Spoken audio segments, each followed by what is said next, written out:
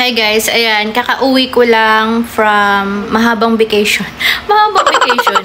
Galing kasi kami ng BGC last October 10, October 9. Kasi doon kami nagstay.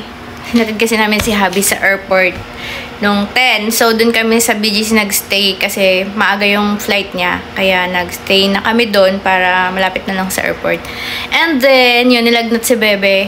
Pag uwi namin, guys, sobrang taas na lagnat niya. Tapos, dinala ko na lang siya. Dapat papacheck up ko lang siya. Pero, hindi na kami pinauwi ng doktor kasi meron siyang dengue. Tapos, may pneumonia din siya. Guys, ayun, oh, sobrang haggard ko talaga. So, nagstay kami ng 5 days doon sa hospital. And, guys, kakauwi ko lang talaga ngayon. So, halos 1 week akong wala dito sa bahay. And, shucks, grabe guys, nagulat ako.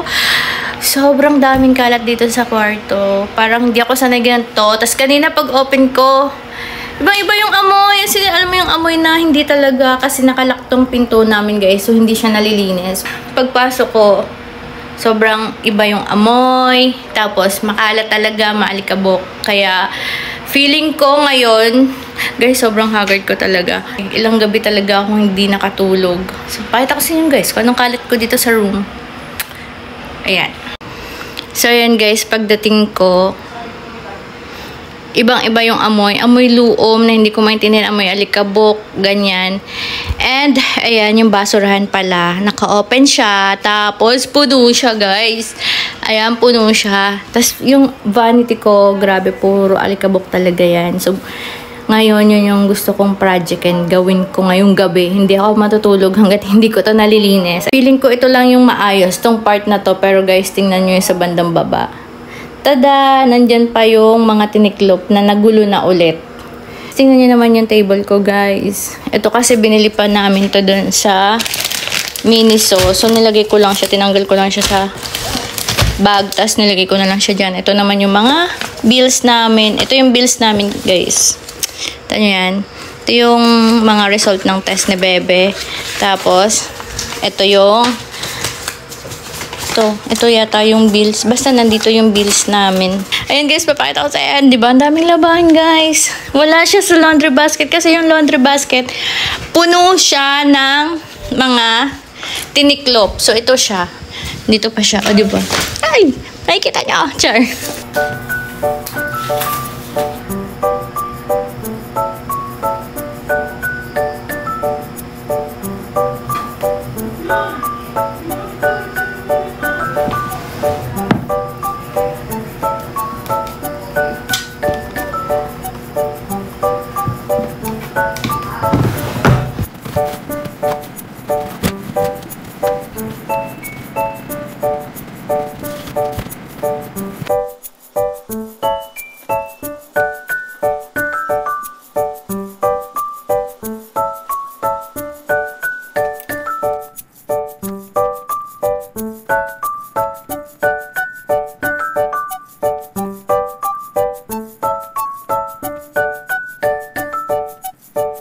Puro damit. Alam nyo ba guys, naka-schedule din akong mag-declutter.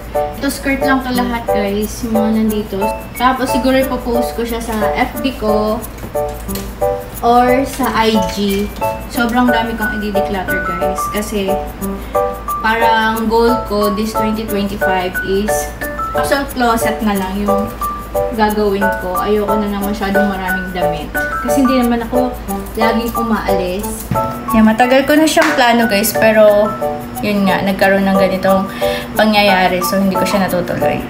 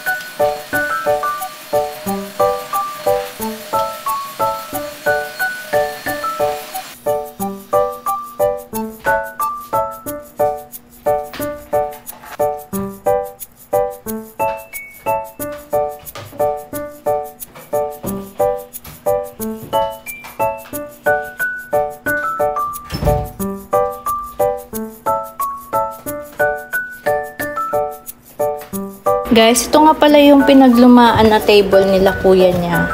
So, ngayon, si Tabebe na yung gagamit. Pinitan ko na yung lumang table niya. Kasi masyado yung pang baby na. So, ito na lang yung kanya. Maganda to kasi na-adjust yung height niya dito. So, ngayon, pinakamababa pa to.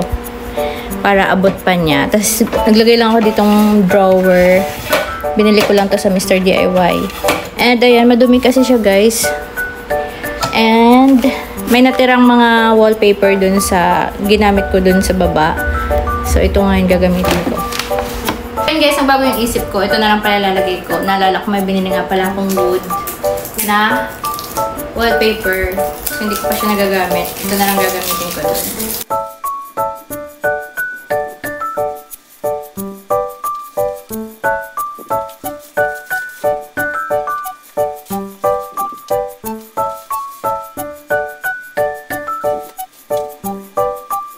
Nga guys, nalobat ako, so hindi ko nakuhanan na yung, or hindi ko na film yung pag ayos ko nito dito. Guys, parang tabi niyo na to. Matagal na rin kasi to. Kaya, yan. Ayan na siya guys. Ito yung area ni Bebe. Papakita ko sa inyo sa malayo. Yan guys, ayan na yung area ni Bebe. Nagprint ako niyan guys. Matagal na yan. I think na-share ko na yan dito sa inyo. Yung mga yan. Tapos, yung frame, binili ko lang yan sa Japan Home. And plan ko rin bumili ng dagdag pa niyan guys. Kasi napakaganda ng quality niyan. Ayan. So, ayan na siya. Nilagyan ko lang yung wallpaper na sticker. Tapos, ayan yung area niya guys. Yan. So, yan pa lang. So, ngayon dito naman, yung part na to naman yung ayusin ko. And time check tayo guys is it's 7:57 na. So, medyo maaga pa naman.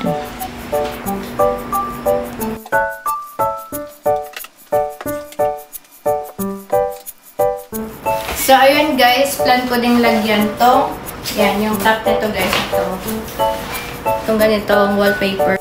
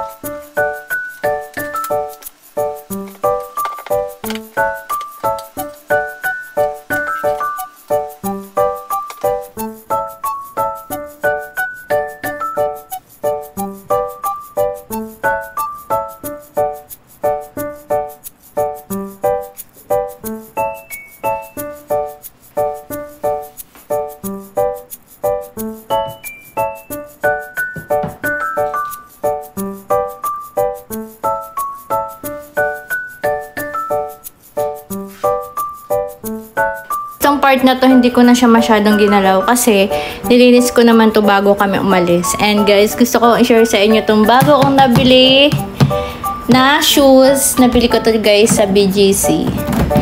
Ayan. Ewan ko guys, para magko-collect na yata ako ngayon ng samba.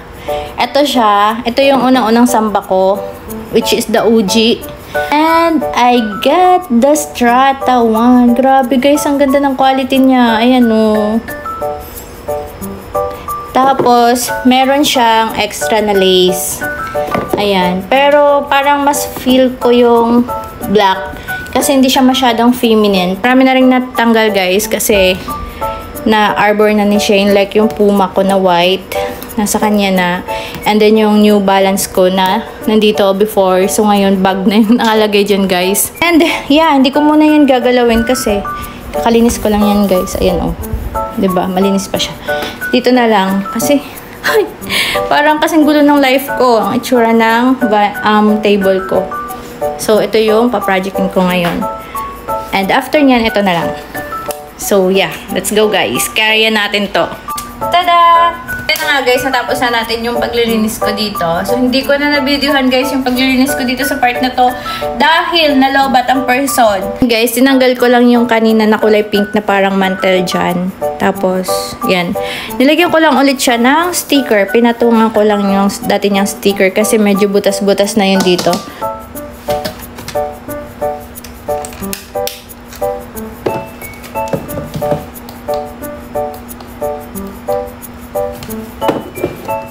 Yan, ganyan siya guys. Wait. So, ayan guys, ganyan yung itsura ng ating table kapag naka-turn on yung mga lights dyan. Ang cutie, diba? So, ganyan. Dito plan ko pa tong lagyan ng ilaw dito sa ilalim kasi yan, oh, very plain siya. By the way guys, ayan, ito na yung final look ng room kahit pa paano malinis na siya, diba? Ayun, naiwan ko yung bag ko dun guys kasi kanina nilalagyan ko siya ng anik-anik. Anik-anik girl yan. So, ayan si Aya guys. Siya kasi yung bias ko sa Beanie. Yeah guys. Ito na yung room natin ngayon. Kahit pa paano. Meron nakalagay dun guys na malaking pillow. Kasi si Bebe minsan gumugulong siya. So, yun yung sumasalo sa kanya. Yung itsura niya, may pa-Christmas tree tayong maliit dyan. Ganyan siya. Super cute nito guys. Nabili ko to sa Mr. DIY. And ito guys, alam niyo, sobrang tagal na nito sa akin. Mga 2 years na siya. Kita nyo naman yung candle, hindi pa rin nauubos. Or hindi siya nababawasan. Kasi pag nag-off yan guys, nabubuo ulit siya. And super cute nitong mga strawberries ko dito. O diba, binili ko lang yan sa Shopee guys. Yan siya. Kandila yan, pero hindi ko siya sinisindihan. 16 pesos lang each nito. Ito naman, bigay sa akin to ni Ian. Nung birthday ko yata, hindi ko maalala kung birthday ko yun o Mother's Day. And then ito naman kay Kuya. Mother's Day, kasi sabay nila to binigay. Hindi ako sure. Yan, tapos ito may pa-fake book tayo. Ito, pinrint ko lang to guys ah. Pinrint ko lang siya, tapos ito, binili ko lang siya. Itong frame, binili ko sa Japan Home. So yun, nag-tour no? Nag-tour na rin tayo. Sa part naman na to, ayan, hindi ko yung nagalaw guys kasi super late na and kailangan ko nang i-wash pa si Bebe. So bukas ko yung paproject, inaayos ko pa yung part na yan guys. Yung part na may skirt kasi nga magdi-declutter nga ako dun. Kaya bukas ko siya paprojectin. Medyo magulo pa talaga yun guys.